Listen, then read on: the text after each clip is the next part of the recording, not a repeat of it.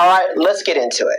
We're here to talk about the Vatican and why they must be charged as accessories to murder for the over 31 million deaths that resulted by Nazis through death, through war, through bombings, through concentration camps, through death marches, why the Vatican must also be charged with accessory to murder. I got the report, I got the details, I got the historical facts. Let's get into it.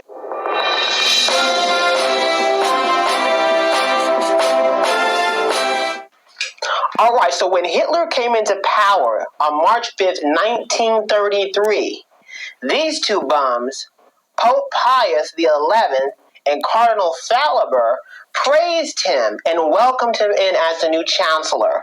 Why? Well, why do they do that? Well, under the old regime in Germany, the Catholic Church didn't really have power. They didn't really have influence. And so they had tried, but they had failed because the old administration wasn't really feeling the Catholic Church. So when Hitler came into power, the Catholic Church saw this as their unique opportunity to become pivotal in the role of the Catholic Church in Germany. And so what they wanted to do with Hitler's new rise to power was to establish a concordat. So what's concordant? Well, it's like an agreement between the Catholic Church and a said government that, hey, guess what? If you scratch our back, if you, push our agenda in the Catholic Church, we'll support you as well. So that was the whole mindset of Pope Pius XI when Hitler came into power. He was all for supporting Hitler and Hitler's regime, and we're going to break down to see exactly what support he gave Hitler and what support Hitler gave him. And then here's a question.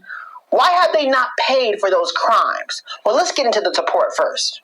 Now, let's go back for a second, back to February 27, 1933, when Hitler actually had declared 7 Catholic holidays national holidays. Now, he did a lot of other stuff on February 27th we're not going to get into, but one of the things was he made sure that the Catholic Church knew that he was definitely interested in eyeing on a very secure partnership with them.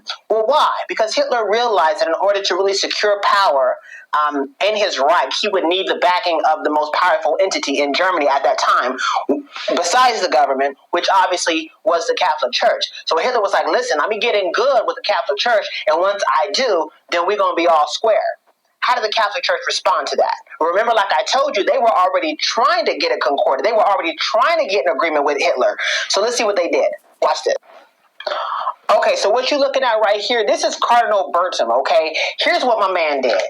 Now, he ain't my man. That's the Catholic Church's man. All right, here's what he did. All right, so once the Catholic Church was like, hey, thanks a lot, Hitler for, giving us our national holidays, let's do you one favor. So here's what they did. On March 24th, the Catholic Church hastily removed the restrictions that they had formerly placed on the Nazi Party. They removed them, and then this guy here, Cardinal Bertram, he actually praised Adolf Hitler and told the church to give him a big warm welcome and welcome him to the family. Welcome this mass murderer to the family. Let him know he's good with the Catholic Church.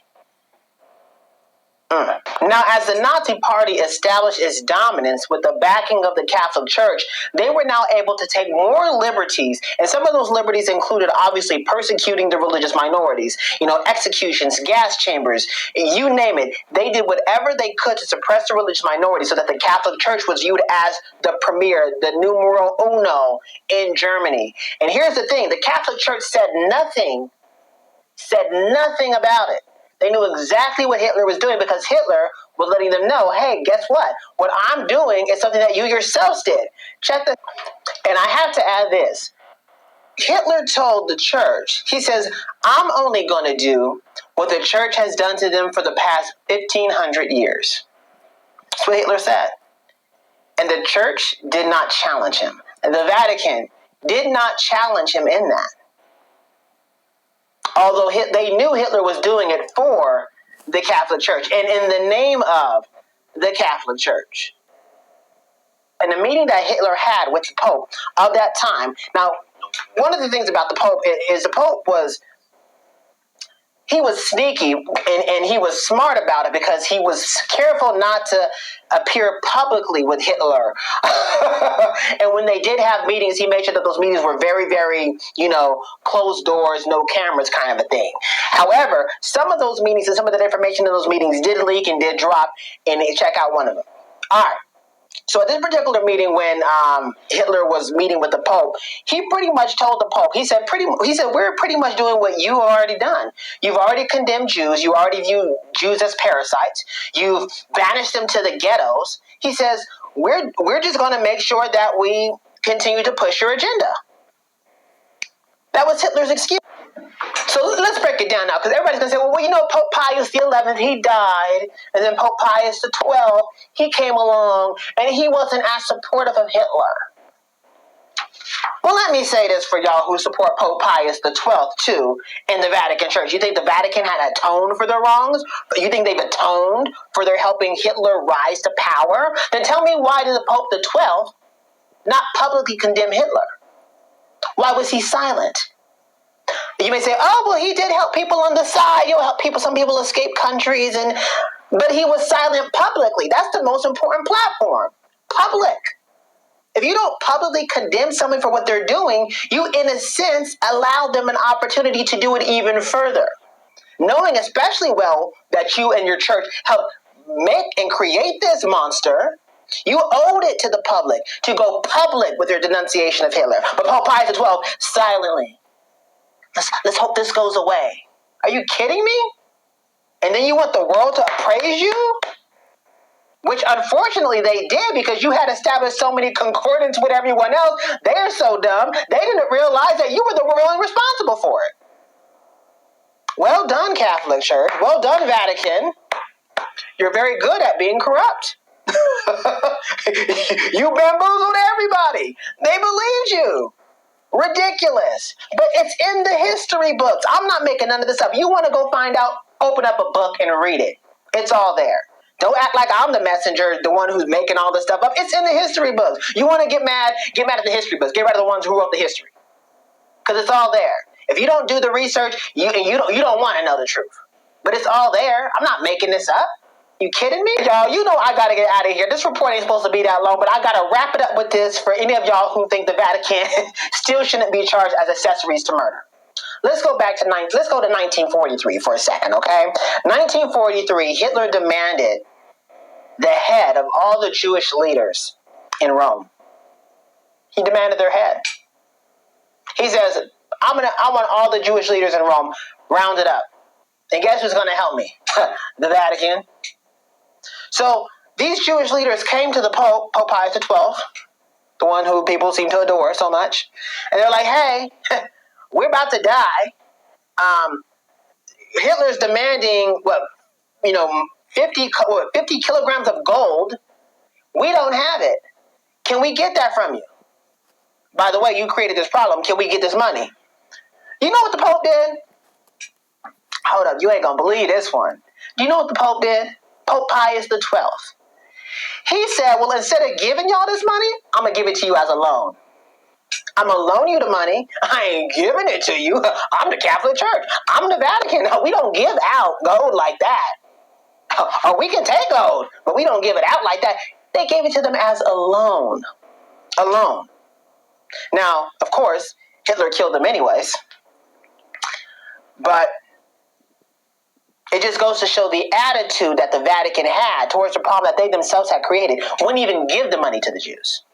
Loaned it to them. Ain't that something? Now, y'all getting mad at me. Y'all want to shoot the messenger. I'm just letting you know what the history books say. I don't care if you get mad. You can get mad if you want to. But here's what I'm saying. Here's what I'm demanding. The Vatican Church needs to be, again, charged as accessories to murder in the death of some 31 million that lost their lives as a result of the Nazis' rise to power and the horrible things that they've done to mankind.